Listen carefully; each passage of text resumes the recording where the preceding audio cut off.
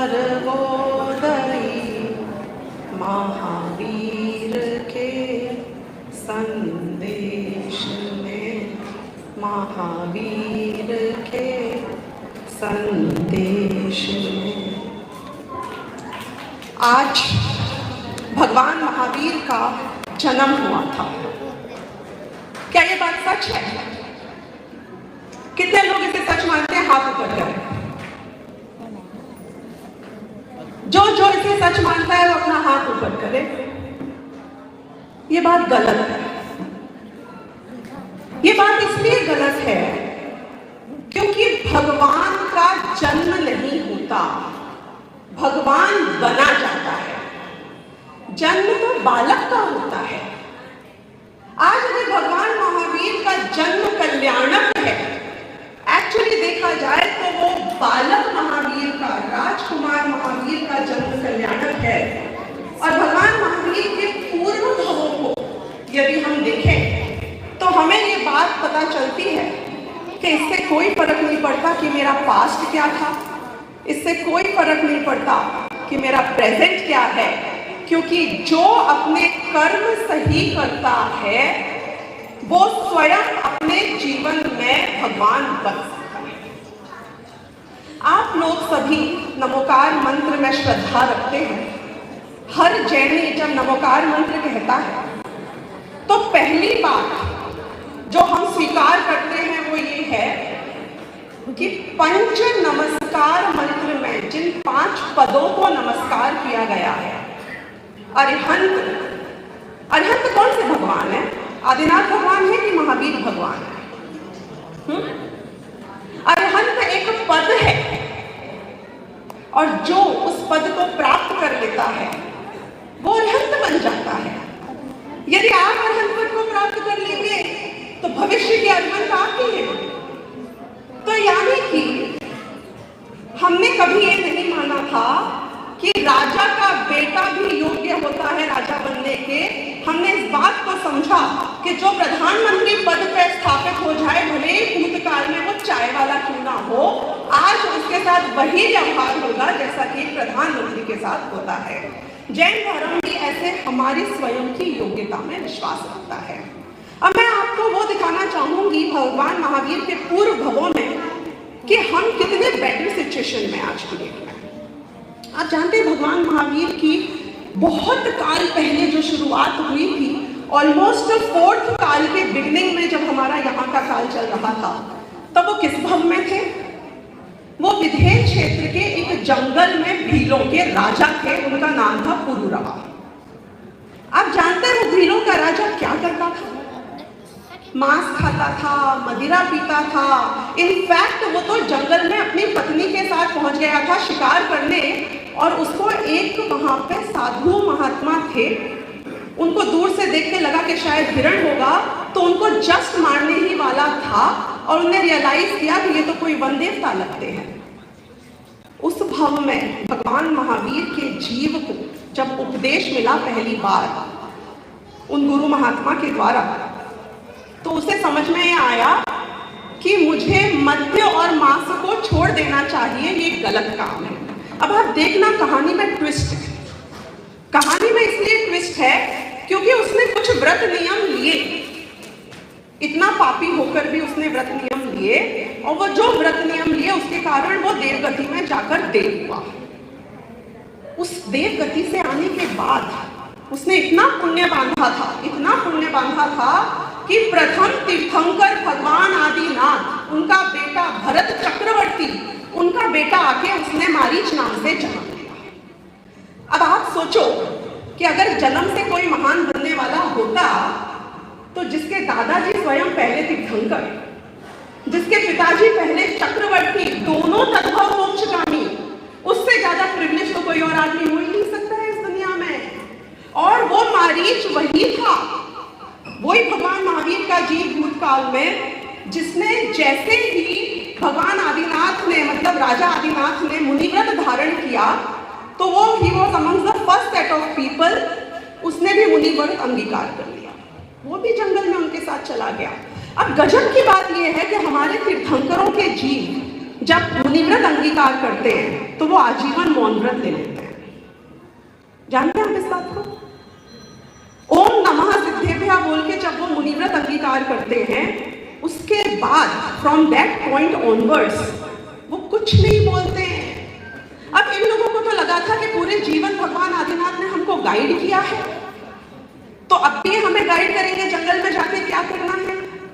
लेकिन हुआ ये कि उनने किसी को गाइड नहीं किया और बहुत सारे मुनिराज जो हो गए थे जीव, वो भ्रष्ट हो गए।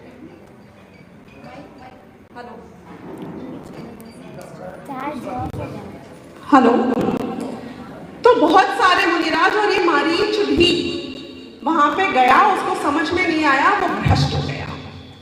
अब जब आदिनाथ भगवान भगवान बन गए और उनकी दिव्य ध्वनि खिरी, वहां समवशरण में मारीच उपस्थित था, उसको ये पता चला कि ये तो धर्म के प्रवर्तक बन गए हैं, तो उसके ईगो को ठेस पहुंची, क्योंकि भगवान आदिनाथ की वाणी में, दिव्य ध्वनि में ये बात आई थी कि ये मारीच का जीव जो यहाँ बैठा है, ये 24 बार तीर्थंकर बनेगा। आपको पता है क्या हुआ? मारीच के ऊपर साइकोलॉजिकली इतना नेगेटिव इम्पैक्ट हुआ। हम में से तो कोई होता, हम में से कोई होता तो वहीं पे उसकी सत्कार हो जाता, लेकिन इसको पता चला कि ये कह रहे हैं कि चौथे काल के अंत में मैं होऊंगा, मतलब मेरे अभी असंख्यात भव बाकी है। अब उस पॉइंट पर जाकर उसका दिमाग ऐसा फिरा कि धर्म मैं चलाऊंगा, एक क्या मैं 336 मत और चलाऊंगा,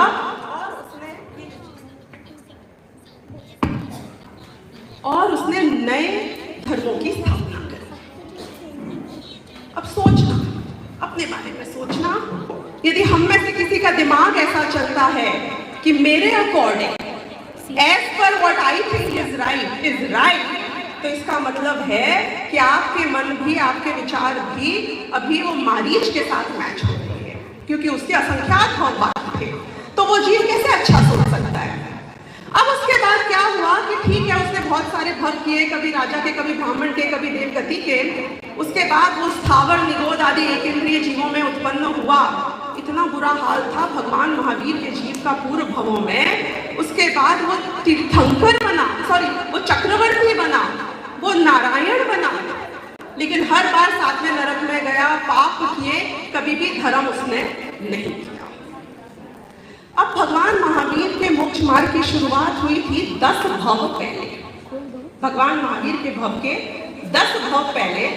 और उसमें पता है क्या था? Any guesses? 10 भव पहले भगवान महावीर का जीव क्या था? Anybody who knows? Yes, Marichi तो असंख्यात भव पहले था। 10 भव पहले जब भगवान महावीर के मोक्ष मार्ग की शुरुआत हुई थी, वो कौन सी पर्याय में थे? शेर की पर्याय में थे। और आप जानते हैं वो कैसे शेर थे? बहुत खूंखार। जस्ट उन्होंने अपना किल किया था, एक हिरण को मारा था, उसकी पेट को चीर रहे थे, और उस पल में आकर चारण रिद्धिधारी मुनिराज उस जंगल में, they were happening to pass from there, वो भगवान की दिव्य ध्वनि सुनकर वहां से निकल रहे थे और उनकी नजर इस शेर पर पड़ी। सो अनलाइकली, इजंट इट, कि कोई मुनिराज जिनको किसी से कोई लेना देना नहीं होता है, शेर को जो कि अपना एक हिरण को मार के भोजन करने के लिए बैठा था, उसके ऊपर उनको करुणा आई और उनको ऐसा परिणाम आया कि ये तो पूर्व भव का हमारा जाना हुआ व्यक्ति है, और जाकर उन्होंने उसको उपदेश दिए। वहां जाकर भगवान महावीर के जीव को सम्यक दर्शन की प्राप्ति हुई और उनका असली मोक्ष मार्ग शुरू हुआ। अब आप मुझे बताइए, क्या हम जन्म से महान बनते हैं? वो शेर जन्म से महान था, वो मारीच जन्म से महान था, पोटेंशियली हो सकता था, लेकिन वहां बर्बाद हो गया और शेर के भव में जाके आबाद हो गया। तो ये हम पे डिपेंड करता है कि हम क्या करते हैं अपने इस वक्त, इस टाइम, इस मनुष्य भव के साथ। इससे डिपेंड करेगा कि हमारा भविष्य कहां जाकर हमें ले जाएगा। जैन धर्म हर जीव को भगवान मानता है। डिफरेंस इतना है कि द्रव्य और गुणों से, शक्ति से हम भगवान हैं। वो चींटी का जीव, वो कॉकरोच का जीव, हाँ, वो कुत्ते का जीव, वो बिल्ली का जीव, वो शेर का जीव, सारे जीव, पेड़ का जीव, सारे जीव पोटेंशियली भगवान हैं, लेकिन हम अपने कर्मों से पर्याय में भी मटीरियलाइज करके अपनी उस शक्ति को भगवान बन सकते हैं। तो जो भगवान महावीर की बात समझना चाहता है, जो रोज नमोकार मंत्र कहता है, उसे ये समझना होगा कि भगवान जन्मते नहीं हैं, भगवान बनते हैं। और यदि हमने अपने क्रियाओं से वो काम किया जो कि हमने अन्य भवों में भगवान महावीर को करते हुए देखा है, तो हमें समझ जाना चाहिए कि हमारी मुक्ति अभी बहुत दूर है। जब जागो सवेरा तभी होता है। ये आज इससे ज्यादा बढ़िया द्रव्य क्षेत्र काल भाव हमको मिल ही नहीं सकता है। क्या कमी है हमें? हाँ, अनंत जीव है इस पूरे संसार में, उसमें से मुट्ठी भर जीव मनुष्य बन पाते हैं। आप लोगों ने निगोद का नाम सुन रखा होगा। लास्ट 2 मिनट लूंगी, व्यवस्थापक लोग टेंशन मत लेना। आप लोगों ने निगोद का नाम सुन रखा है। जैनी क्यों आलू प्याज नहीं खाते हैं, जमीकन नहीं खाते हैं? क्योंकि उसमें निगोदिया जीव होते हैं। यदि एक सुई की नोक बराबर आलू का हिस्सा लिया जाए, उसके अंदर अनंत असंख्यात शरीर होते हैं और एक शरीर में रहने वाले अनंत जीव होते हैं। इसलिए हम आलू नहीं खाते हैं। अब सुनना, टोटल जीवों की संख्या कितनी है इस दुनिया में, ये जानना इसलिए जरूरी है कि हमें आज समझ में आए कि हम कितने प्रिविलेज्ड हैं। उस एक सुई की नोक बराबर आलू के हिस्से में, जिसमें असंख्यात शरीर हैं, अनकाउंटेबल शरीर है, एक शरीर में अनंत जीव है। जानते हो कितने जीव हैं? कि उसके असंख्यात भाग में, उसका बहुत छोटा सा पार्ट में इतने जीव हैं जितने आज तक मोक्ष नहीं जा पाए। टोटल सिद्धों से अनंत गुने जीव हैं उसमें। और टोटल सिद्ध कितने होते हैं आप जानते हैं? 6 महीना 8 समय में 608 जीव निरंतर मोक्ष जा रहे हैं। तो अनादिकाल से कितने जीव मोक्ष गए होंगे? So I am just giving you an idea about what is the total number of जीव in this universe। और इतने सारे जीवों में मैक्सिमम जीव कहाँ है? निगोद में है, एक इंद्रिय है, पेड़ पौधों को देखिए, जानवर की अवस्था में है, स्वर्गों में है, नरकों में है। मनुष्य सिर्फ 29 अंक प्रमाण ही होते हैं। यानी कि we are the creamest of the Lord। We have got that opportunity जो once in a lifetime किसी को मिलती है। अब हम पे डिपेंड करता है, अपने कर्मों पे डिपेंड करता है कि यहाँ पे हम या तो भगवान बनने का कार्य कर लें या फिर वापस अपना सर्कल पूरा करके उसी निगोद में जाने की तैयारी करें।